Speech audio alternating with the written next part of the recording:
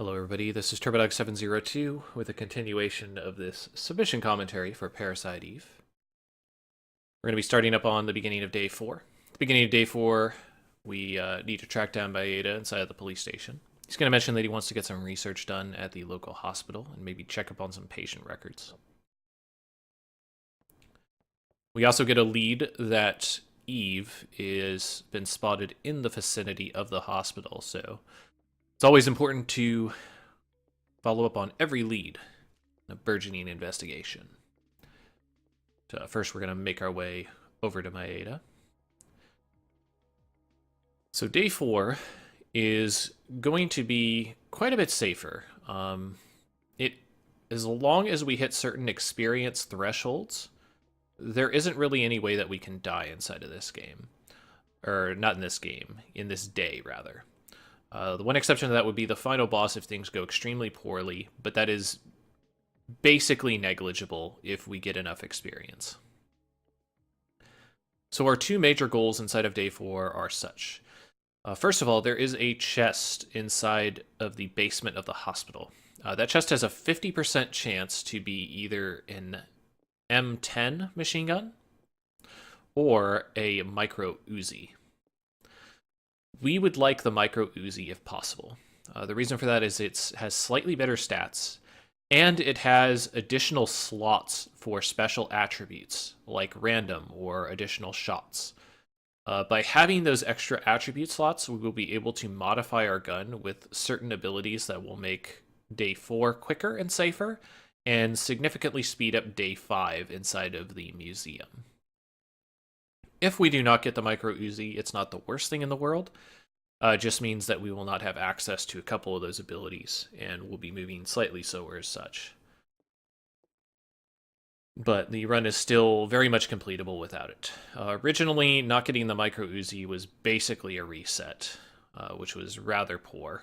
And even if you save the game and reset, it would still take about 50 seconds to get back in the game and check the chests again. So it was a relatively large reset point. So between that and the chests inside of Central Park, the estimate was that only 40% of runs would make it past both chest lucks in the first try.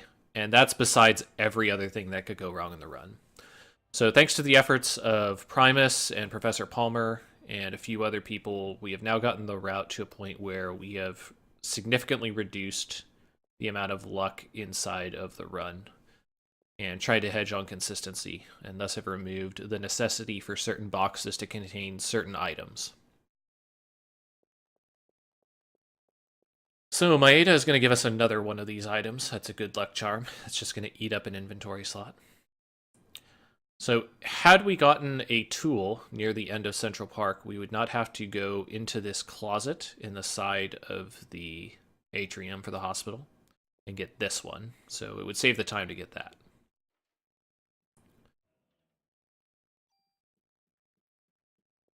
I guess I could talk a little bit about the inventory system. Probably should have covered it a little bit earlier.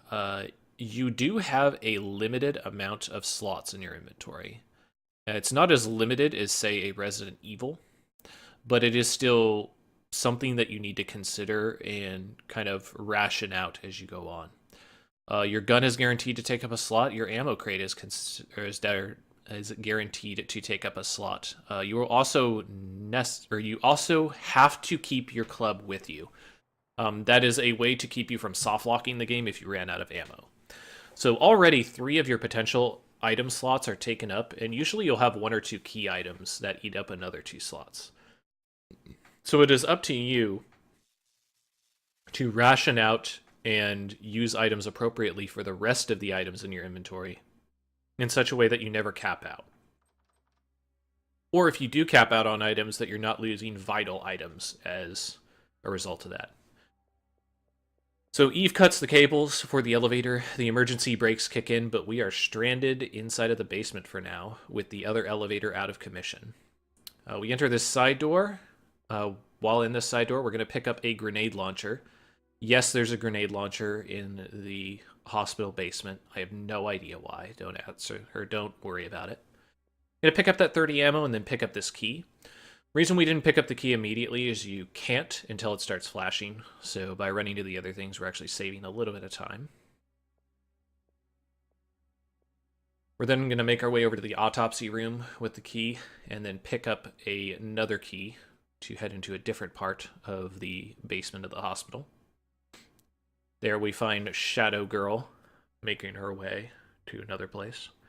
You might wonder why we didn't exit the room at the top left with the grenade launcher to reach this hall quicker. That is because there is a guaranteed encounter before that door.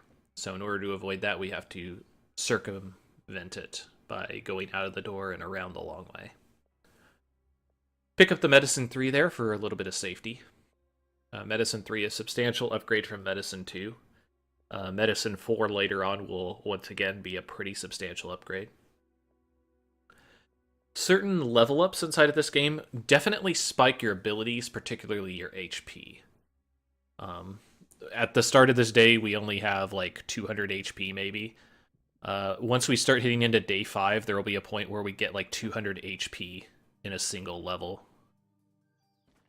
So the scaling of levels definitely erratic as you proceed through the game.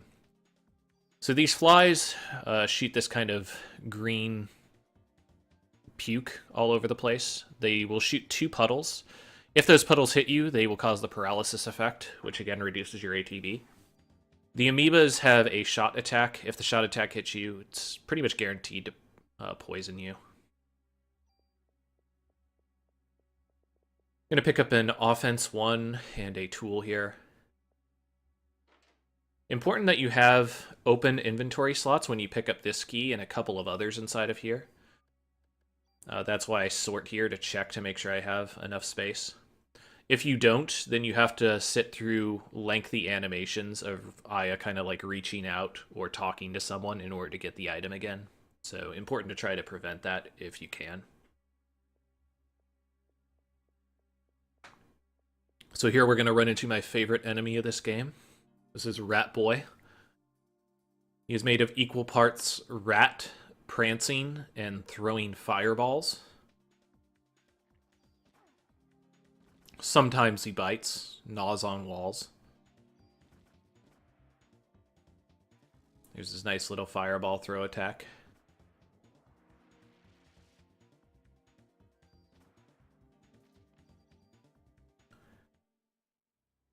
So we're going to go to this Scorched Body here and pick up a card key that we're going to use in order to gain access to the kind of like power section of the hospital. Potential random encounter in that room coming back, but we bypassed it. The hospital is probably the first real place where you start seeing multiple places you can get encounters that you can skip.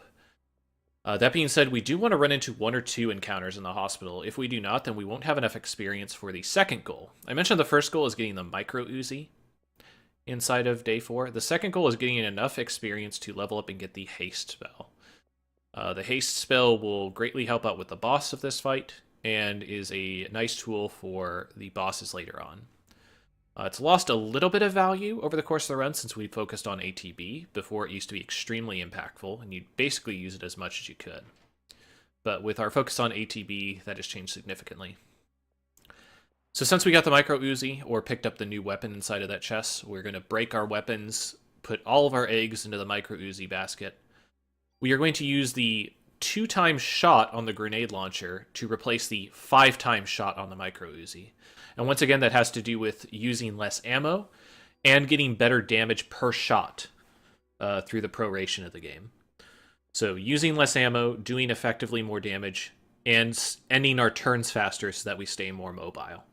So in general, as a nice casual tip, you never want to have more than ×3 on a gun, just for both safety and optimal power.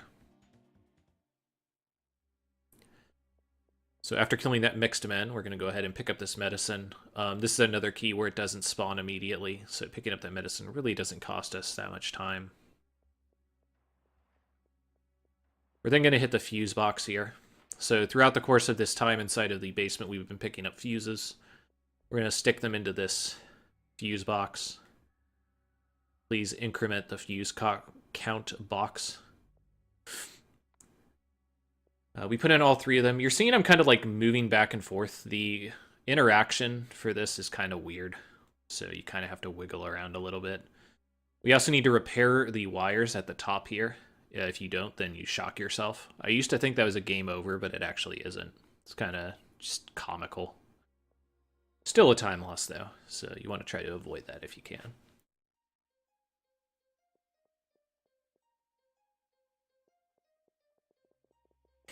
I don't know. Maybe that could be an incentive.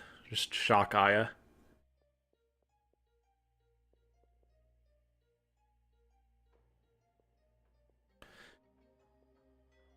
So now we've gained access to the other elevator on the floor. And we're going to go into one of the patient wings, because that's where the ghost children are leading us. So this is a particularly rough fight. Because of random, we can't dictate who we're shooting inside of this arena. And it's a relatively large arena, so all we can do is hedge our bets and try to get as many of these guys in our effective range as possible. If an enemy is out of the range of your attack dome, it doesn't mean that you won't hit it, but even if you do hit the enemy, it will still do vastly less damage than it should. So you really, really want to hit enemies that are inside of your attack sphere.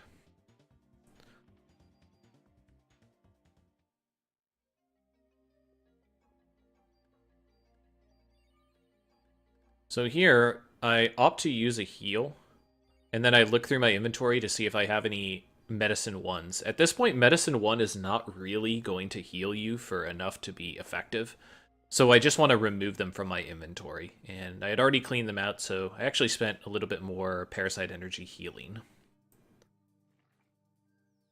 So another special ability that we got access to, we've been using heal relatively often over the course of the run, but we got access to an ability called Energy Shot.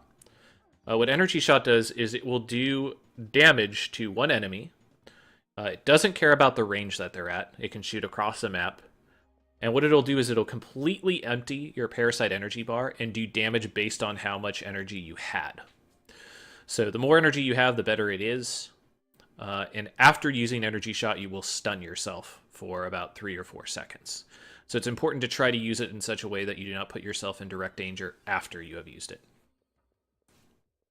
Speaking a little bit about haste, which I mentioned before, what haste does is it reduces the amount of time it takes your ATB to fill, and it makes you move faster, like your actual movement inside of these sections is quicker. That can be particularly useful for bosses, for closing the distance with them or dodging their attacks. Again, it used to be more impactful when we didn't get ATB to speed up our base turn speed before. Still useful, though, against bosses.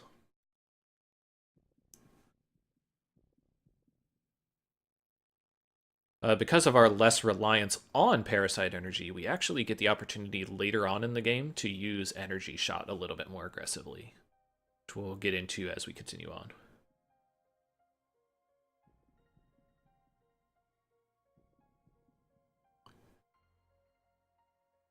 So here Aya's remembering little flashbacks as well. She has been to this hospital. And so has her twin sister, Maya.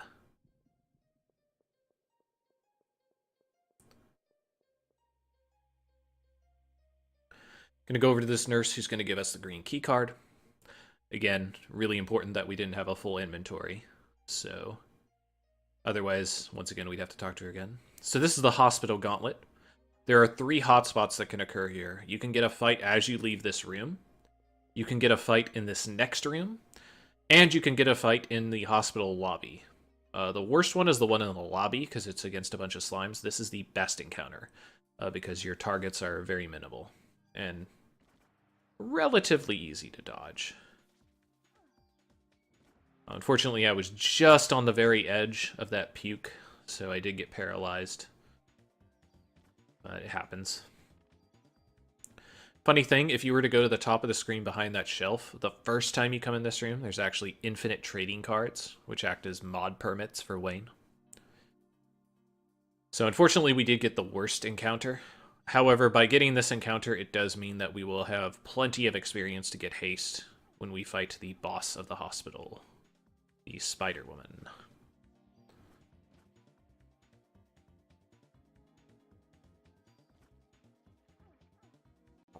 So this was a relatively poor fight. This is where that random luck comes in. You saw that the last two enemies that I had killed there, I only shot once. That meant that all three shots were aimed at that particular amoeba, but it died in the first shot. So a lot of wasted damage there. We do hold on to random a lot more than we used to inside of this run as well. However, we would be running random at this point, so this is just kind of one of those points in the run where you have to just understand that random is sometimes going to cost you some time, but you're trading that time for a very powerful effect on an upside. A little bit of a mini boss here. We are directed that Eve was trying to reach the artificial insemination lab inside of this hospital. And so we are going to the liquid nitrogen tanks in order to try to basically like kill off the supply of sperm inside of here. Little do we know that she has already acted and obtained what she needs. There's a mini boss amoeba there, does substantial damage. Not really dangerous though. You're kind of expected to take a couple hits there. Go to this chest, pick up a little bit of extra ammo, and turn off the liquid nitrogen. We're then going to make our way up to the 13th floor of the hospital, where the kind of fertility clinic things are.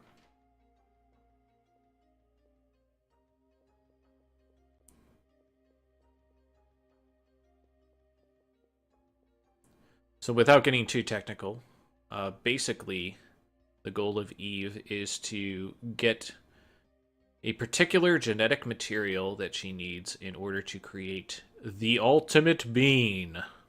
Trademark. And that is why she is here at the hospital's paternity clinic, to try to obtain this genetic material that she needs in order to become pregnant with the ultimate being. So the mixed men, as they're called on the left, are really annoying enemies. You're going to see me shoot a full energy shot to try to reduce his HP as much as possible. By using the energy shot, it makes it so that I don't need to deal with random shots. And hopefully that allows me to do what I just did there, which is kill the mixed men relatively quickly. If you do not kill the mixed men quickly, they have this growth that counts as another target. That's another target that random could decide to shoot, and they can be released and cause another obstacle for you to dodge. In addition to that, they can spawn another growth after they've released them. So if you don't deal with mixed men, you could end up with drastically more targets that random has to hopefully shoot around. So pretty integral to at least make the attempt to get rid of mixed men as soon as you can.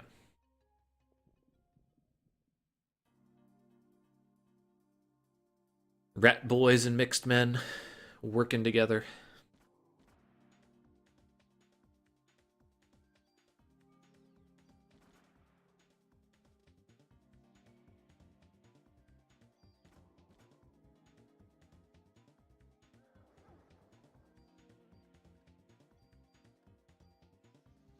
Alright, so once again using energy shot to be able to clear out this encounter.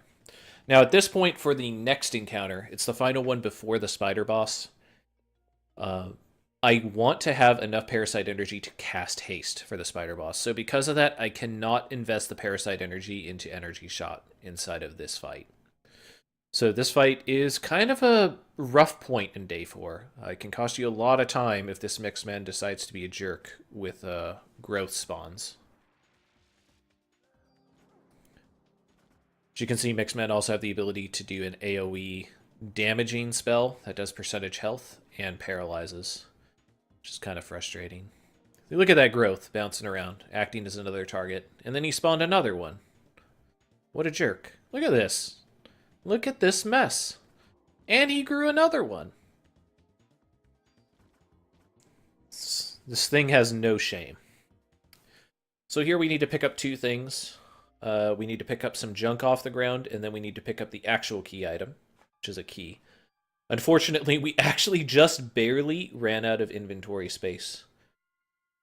So we will need to go through a couple of extra screens here before we clear it out.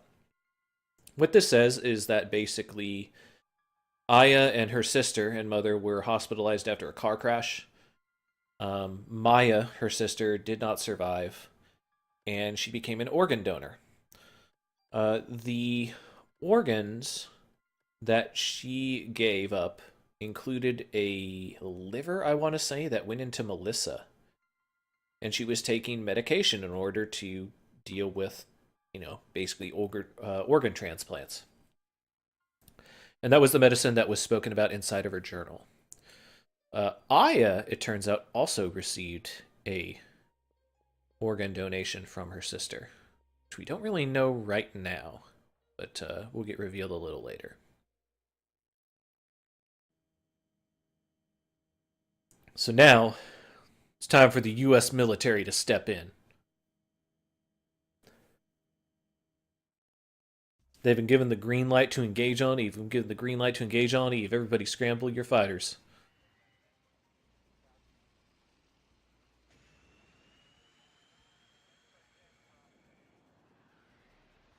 Look at these military ass shots. Yes, just fly your supersonic jets right in between the buildings of a major city. It's super, super good flying. Also, the moon was huge there. I don't know if you noticed that. Nice little empty vial on the ground there. I'll leave it up to your imagination what comes in a vial in a fraternity clinic and what Eve did inside of that elevator with it. But now, we're fighting a spider. A big brain spider woman. So, since we got haste, we are going to use it. Very important that you close the distance on this boss. This boss can shoot a huge multi-web AoE that will not only paralyze you, but also freeze you in place. Her melee does pretty substantial damage, but not enough to really kill you. And her flame attack, while a little bit difficult to dodge, isn't the worst thing in the world either. This is where CM Vest really shines, is our ability to just tank these hits and continue on with the fight. We're not going to cast haste here because we're trying to maintain our PE count. The reason for that is so that we can finish this fight with a big, big energy shot.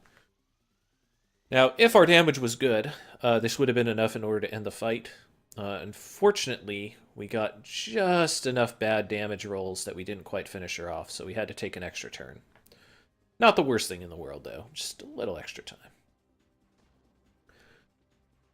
So kind of a notorious scene coming up. So something that kills a lot of new players. In this scene, Eve is going to manipulate one of the pilots of these jets. And, maybe he's going to regret his choice of the chili. But we'll just have to see how that all pans out.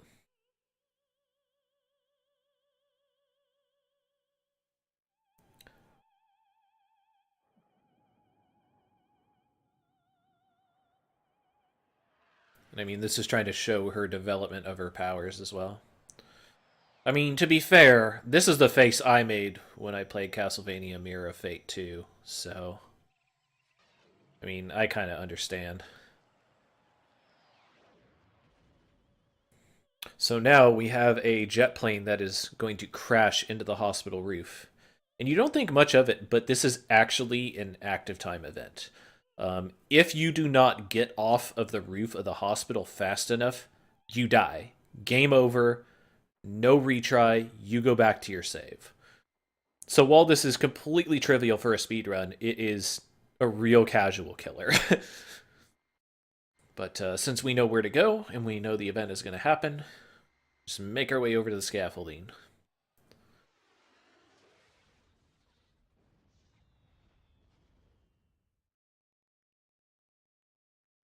But Spooter is alive! And cuts the cords. And we gotta get to that emergency brake.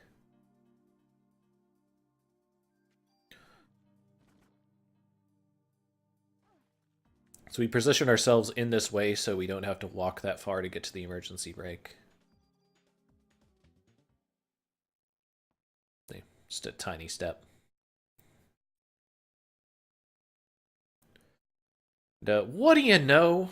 We just barely stopped just in time. See, if it wasn't for my great speedrunning strategies, it would be dead right now. It's not that the game was scripted to stop there so we could get down. Definitely not that. But now we know Eve's goal. She wants to create the ultimate being, and she is going to flee to different places in the city to cause havoc while it develops inside of her.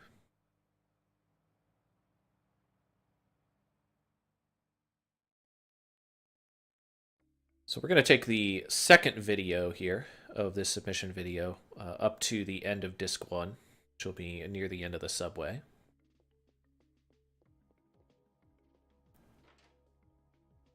For now, we are kind of checking in with Daniel, getting more information. Here we're going to pick up a radio that we can use to kind of communicate with home base, just to be able to kind of coordinate the story in-game.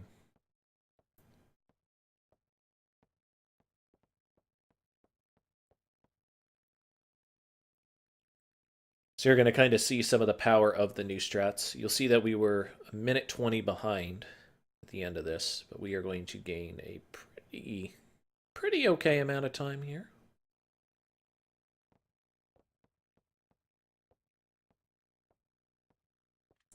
And considering how poorly a couple of those fights went, you know, this is kind of expected.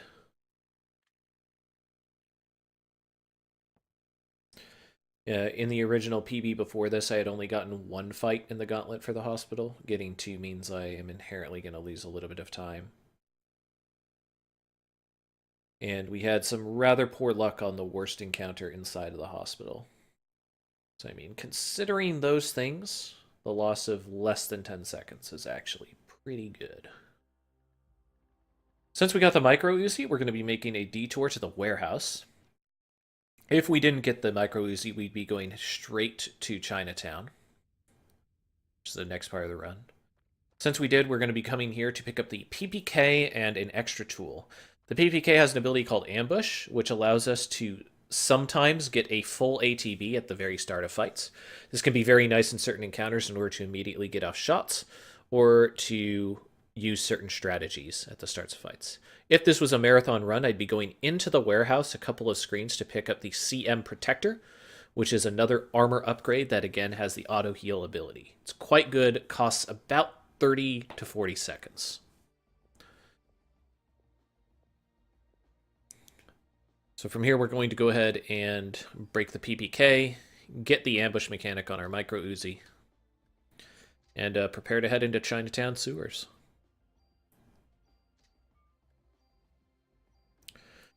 So we're getting close to the point where we're going to stop investing bonus points into ATB. This happens at about 30 points in ATB. Could be 30, 31. But at that point, you want to start investing into attack inside of your gun to just make your shots worth more.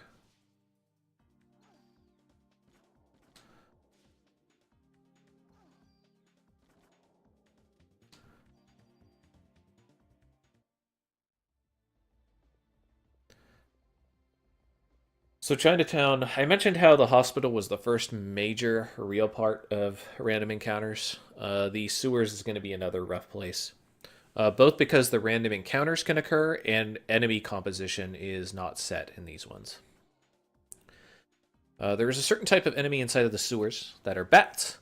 These bats attack with sonic waves, and if you get hit by these sonic waves, which expand as they travel, you get the blindness effect.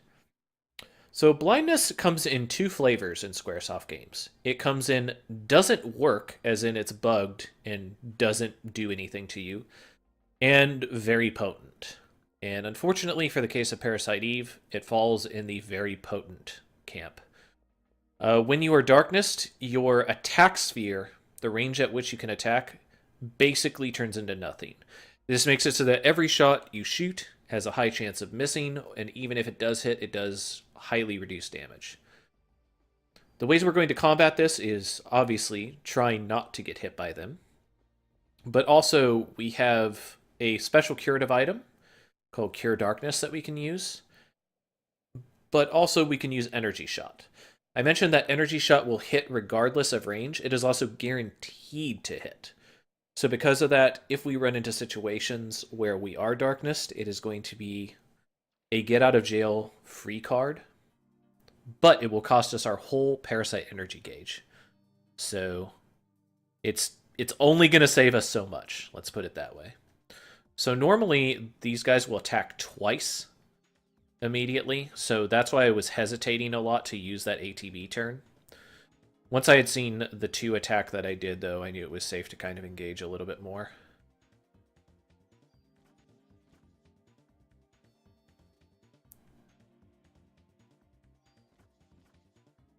So this was actually a pretty good fight, all things considered. Was able to dodge all the sonic waves, and kind of cooperated pretty well. So in most of these tunnels, it's random if you get into fights, and your composition is random. In this case, I got a frog, which is good luck. You could potentially also run into 2 bats in this area. Double bat encounters are rough, because if you get a double bat encounter, this is a very thin hallway and not a lot of space to dodge. So you're kind of at the bat's mercy if you are able to get through it without getting blinded.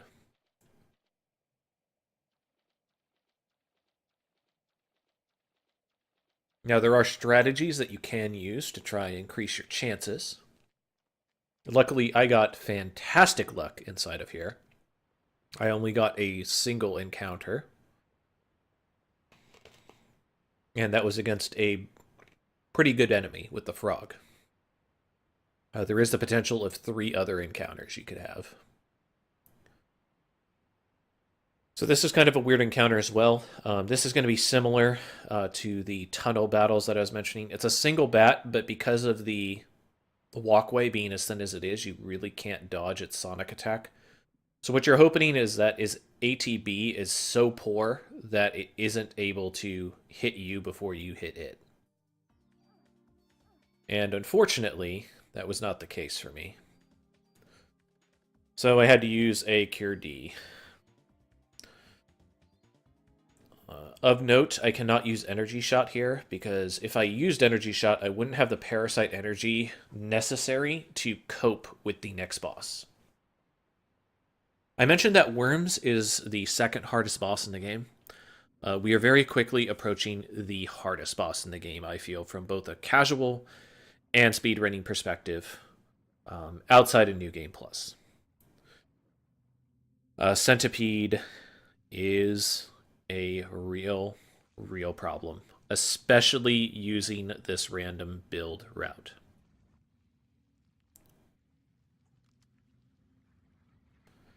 So here we see Eve's insidious plan to flood the city's water supply with Tang.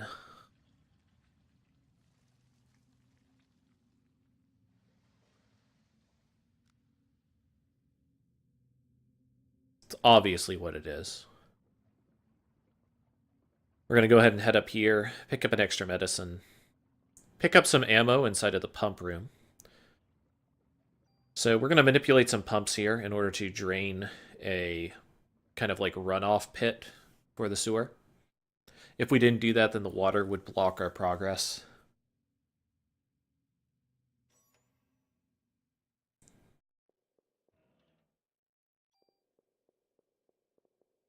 So in a marathon save route, as mentioned, I'd be making saves at day 1, 2, and 3. Not so much for 4, although I might if I was running really low on Steph, or if I didn't get access to haste before the boss. Day 5, I would definitely take a safety save, because lots of things can go wrong with the Centipede fight. In fact, in my RPG Limit Break run, I had a really rough Centipede fight, and while the fight wasn't great, I am a little bit proud of myself that I was able to salvage the fight and not get killed, because it was a slobber knocker.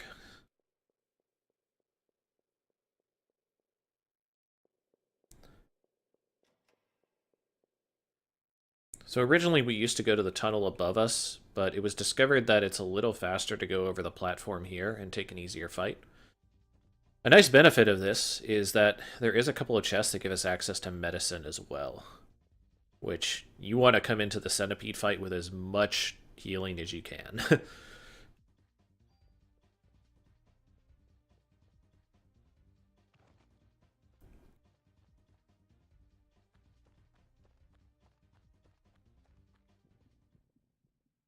This mole is scheduled for a two-turn fight between the WBA champion, Aya Brea, clearly champion of women's boxing when she brings a machine gun into the ring.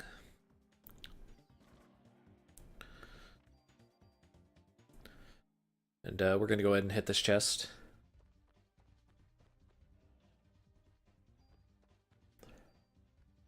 So we're also going to go ahead and use up BP if we have access to it, kind of get ourselves healed up, give ourselves a full clip of ammo, just get ourselves prepped for everything that we need to do.